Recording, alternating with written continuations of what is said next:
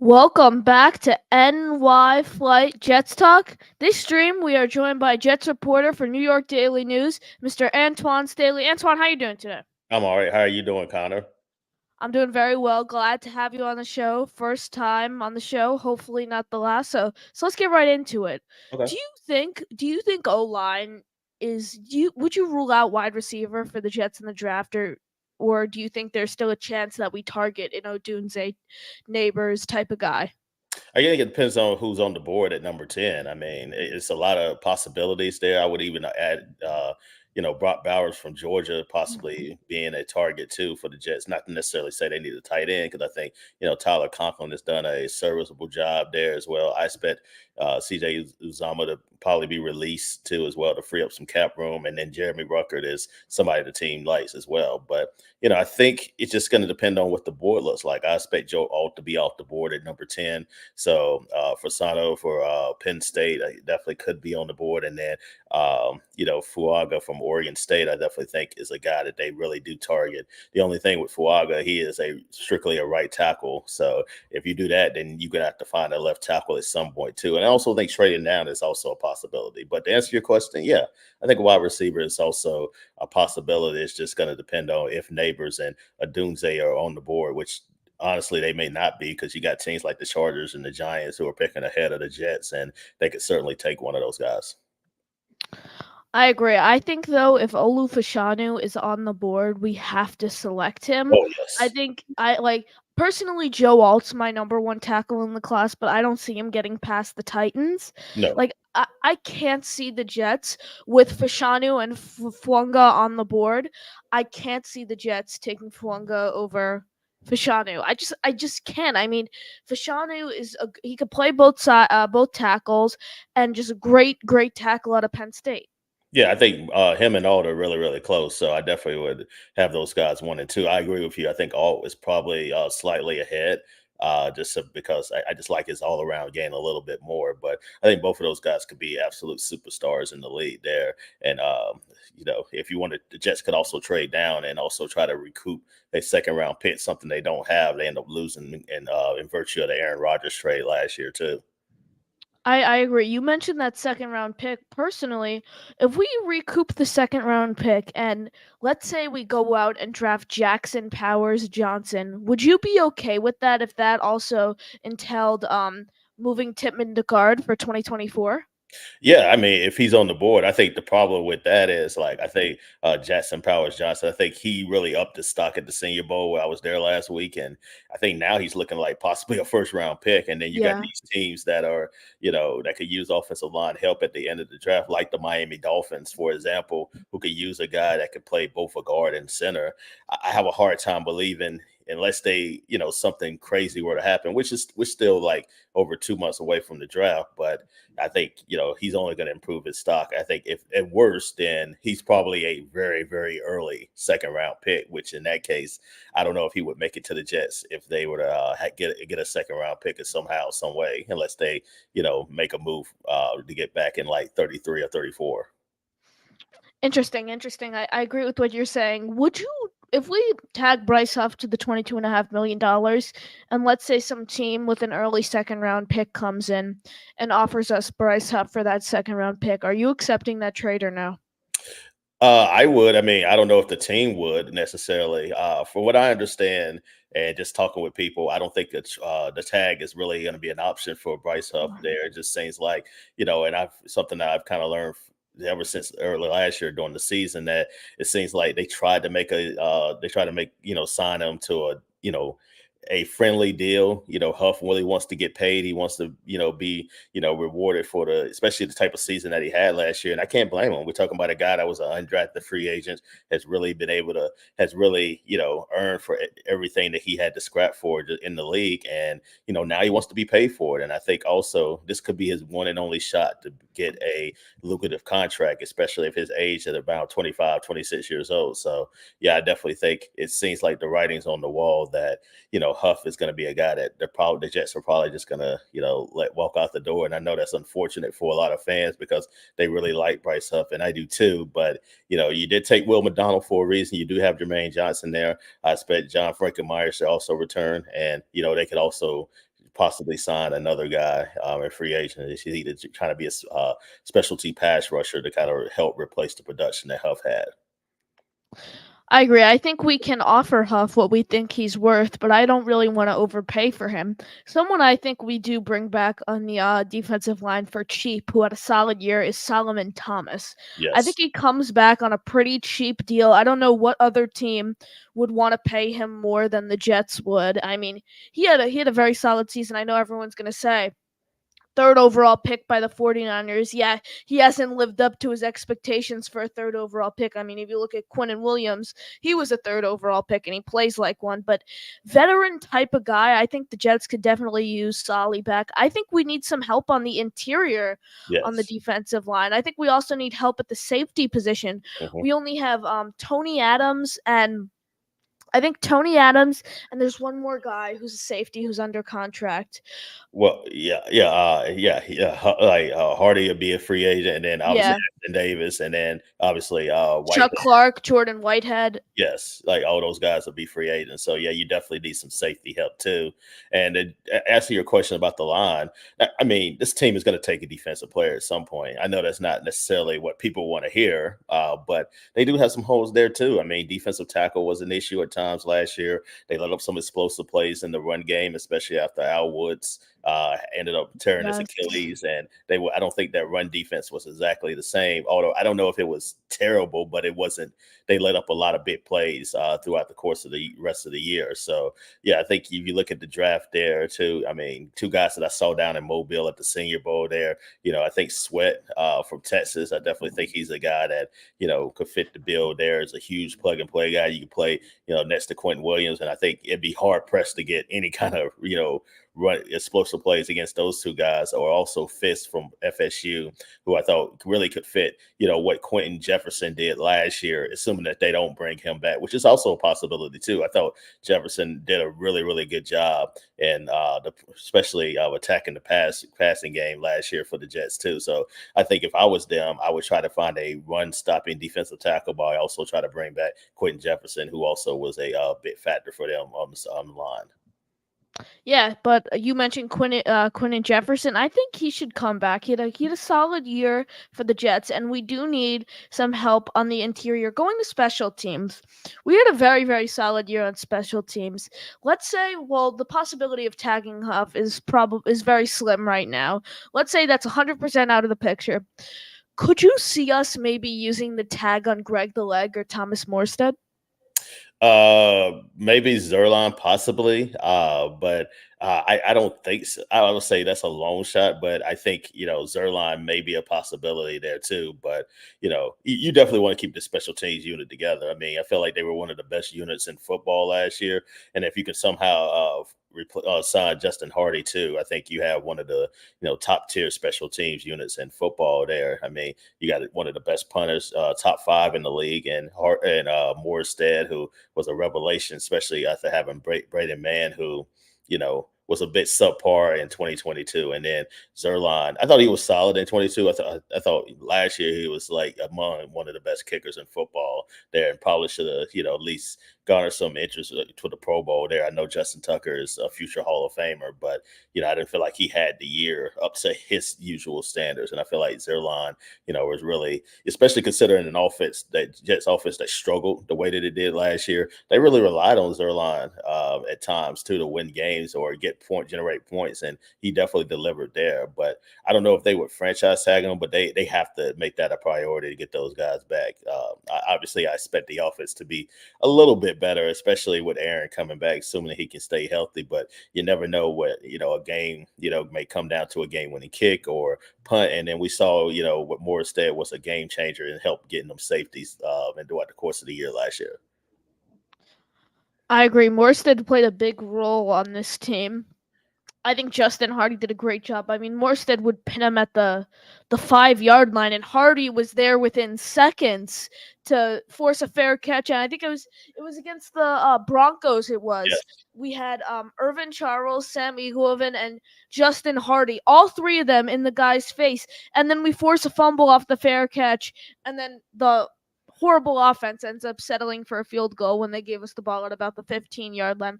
So the the offense needs a lot of improvement. Special teams and defense, though, stellar year. You mentioned Aaron Rodgers, hoping he stays healthy. Who are some backups you'd like to sign? Because I like Tyrod Taylor. I like Jacoby Brissett. I like Gardner Minshew. I think there are a lot of solid backup quarterbacks to target. I think I like Tyrod. The only thing is he's had a inability to stay. He hasn't been able to stay healthy, and I think you need that also. I mean, considering you have an older quarterback in Aaron Rodgers. I mean, I expect him to stay healthy, but again, older players tend to get hurt in the league, and you need a solidified guy that you feel like can stay relatively healthy. And so, I probably would rule out Tyrod Taylor in this case, especially considering Aaron's age. You brought up Gardner Minshew. I know people in the organization really do like him, so he's somebody that they could definitely look at. I mean, but also Gardner. It may be a team that doesn't find their quarterback in the draft and may decide, what, Gardner can come in and compete for a starting job. I thought he did a good enough job with the Colts last year. He at least warranted an opportunity to start somewhere. I don't know if he's a long term solution in the league, but he definitely did a good enough job to help the Colts to try almost make the playoffs last year. So if you can find a way to get him, I think that's great too. Jacoby Brissett would be a home run pick too, as well. Somebody, the Washington Commanders, I feel like he was their best player, especially late last year.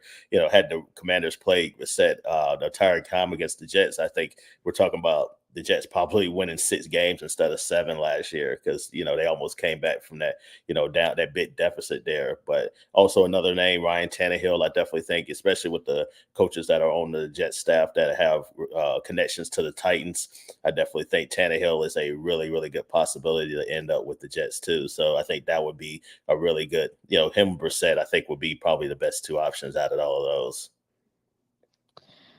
I like Tannehill. I think Tannehill's a good option. I don't think he's very mobile. I'm not going to say he's immobile, but I feel like he struggles to move a little in the pocket. I mean, he has had his flashes in his career. Don't get me wrong. He's a solid quarterback. I think he's a very reliable quarterback too. I think we just put one of those guys in the quarterback 2 spot. I like drafting a QB3 in the later rounds Yes. who can maybe fight for that QB2 spot. I like Jordan Travis in the 4th. I think that might be a bit of a reach, but if we were gonna wait a little longer, let's say we go Sam Hartman in the 6th. I would love that pick. I think that would be a great pick if we can snag Hartman in the 6th round. I like Rattler in that 4-5 kind of area.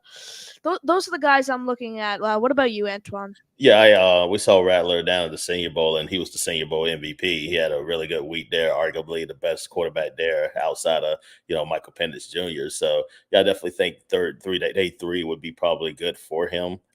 He's a good developmental guy. Hartman, I was a little bit high on until I saw him at the Senior Bowl last week, and he really struggled with turnovers and was very inaccurate. So I don't know if he might get drafted. If he does, it might be a 7th round pick type of guy. So if you're the Jets in that case, then maybe you take a flyer on him. Worst case scenario, he can be your practice squad guy.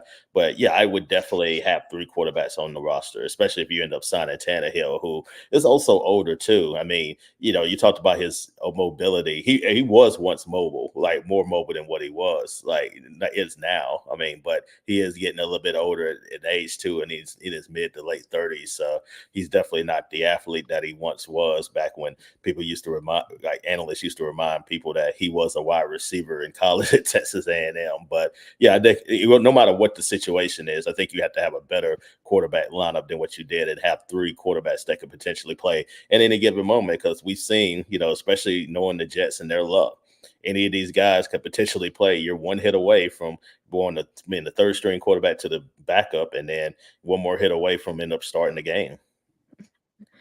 I agree. I think Aaron Rodgers is one more. Makai Becton's a free agent, but one more Makai Becton sack given up, and then his Achilles goes. I mean, I don't know. I think Rodgers. I hope he doesn't get injured, but if he does, we need to have a safety net for him. You mentioned you were down in Mobile. Did you? Who were some guys that you saw that you weren't? I'm not gonna say too big on, but weren't like huge fans of, and then you came out of Mobile and you're like, wow, that guy can play ball. I like Wilson from Michigan. I thought, you're looking Mm. at wide receiver. I definitely think he's a guy that if you're looking at, if you happen to get a second round pick somewhere, then I think he's somebody that you could potentially take. McConkley from Georgia, I definitely think is another guy the Jets could potentially look at in the second round, assuming that they can get a second round pick somewhere. So yeah, I definitely think those guys two really stood out to me. They're not really the fastest, they're not really flashy, but they found ways to get open throughout the course of Senior Bowl practices and some in the game. But yeah, I definitely think those guys to me would be the top tier guys that I would look at wide receiver if you don't take one in the first round. But those guys really stood out to me the most. Fuaga was really good there.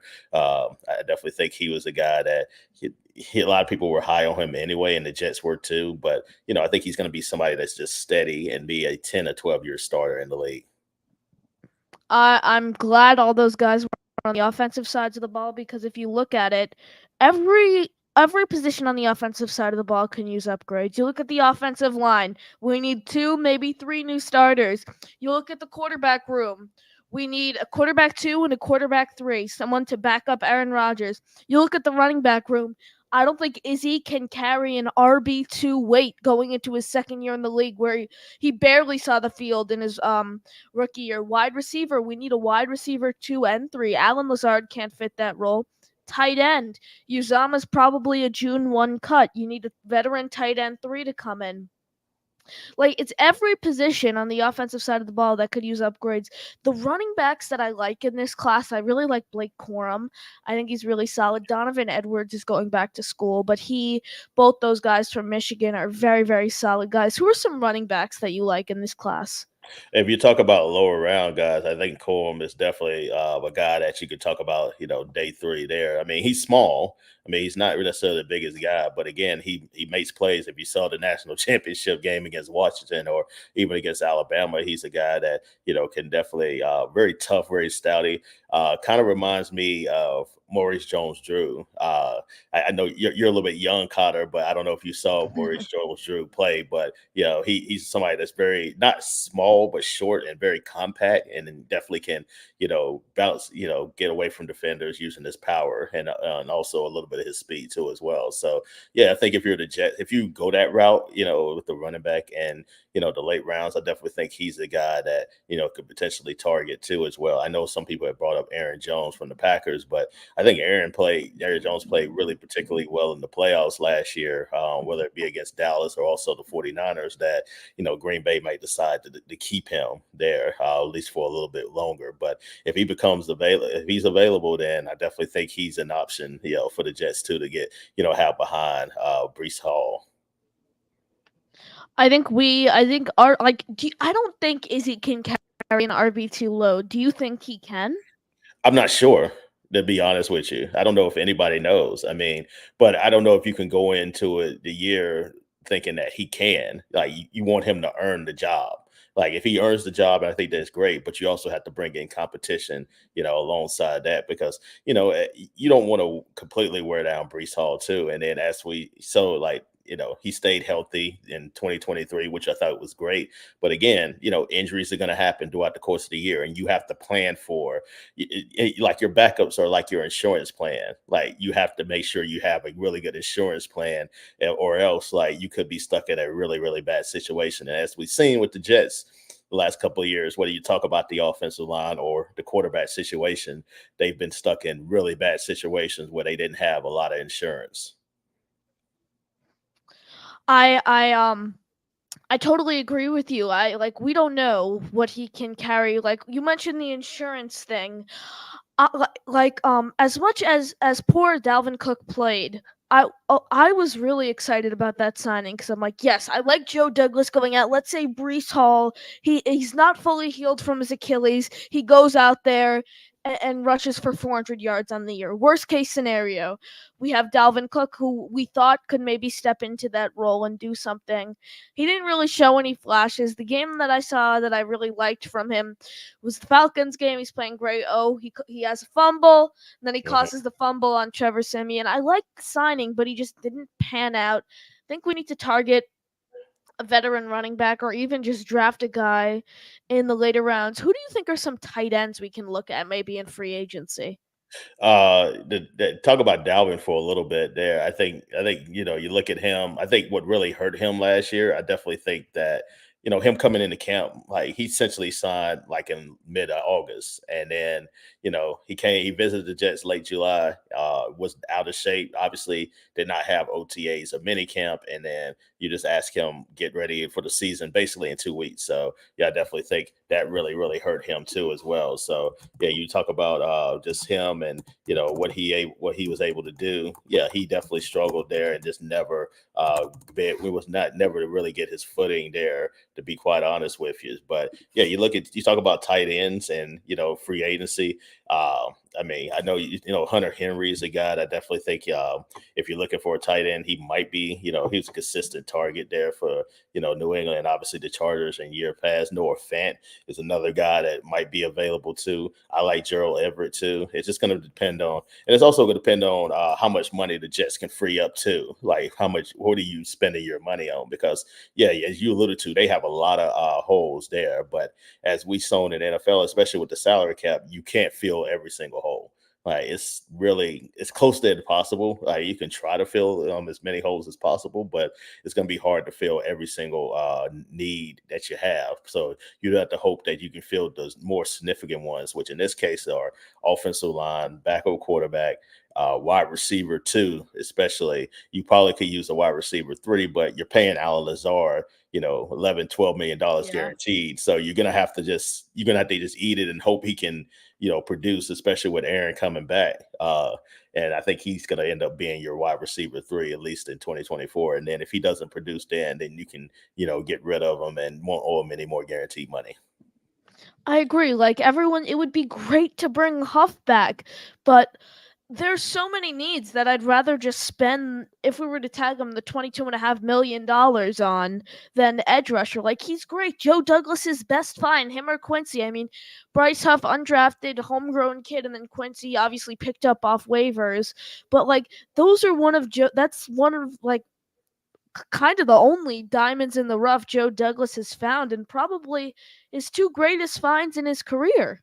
Yeah, I mean, definitely. I mean, that they talk about those two, and I definitely think the 2022 draft was really, his home run there. When obviously you sign, you draft Sauce and Garrett, and Jermaine had a really tremendous year in 2023, and Bryce Hall had a great year, and then down the line too, obviously Michael Clemens, Rucker there, but yeah, I definitely think you look at the 2022 draft, then yeah, Joe Douglas definitely that was his whole class. And then you look at, beyond that, you struggle trying to find like significant players who are still contributing. And I've kind of failed on Makai Becton.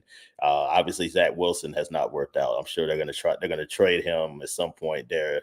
Probably, I would think maybe before free agency, maybe get a, set seventh round, 6 or 7 round pick. I could see probably a conditional 6 round pick there. Elijah Vera Tucker, really good player, but has had trouble staying healthy the last couple of years, but he is their best offensive lineman. So, yeah, I mean, and in 2023, obviously, Will McDonald, which the jury's still out on him. So we have to see how that goes. And Joe Tippin, I think it's going to be really good. But yeah, who has been in pudding? And, Joe Douglas, if you view his drafts as a whole, they haven't been great outside of 2022. So he has a lot to prove there. I think Robert Sala has a lot to prove there. They end up letting go Rex Hogan, who was the director of scouting and helped out with the draft. And, a lot of pressure is on both of those guys to get it right this off season, or else like it could be major changes next off season. I agree. Antwan, thank you for joining us. Any final thoughts? No, yeah, people can find me at Antwan Staley, the New York Daily News, and also, on all the social media platforms too, as well. But yeah, Connor, thank you for having me on, and I definitely Of had a good course. time. And hopefully we can do it again soon. Of course, love to have you back on. Thank you guys for watching, and as always, Jets, Jets, Jets, Jets.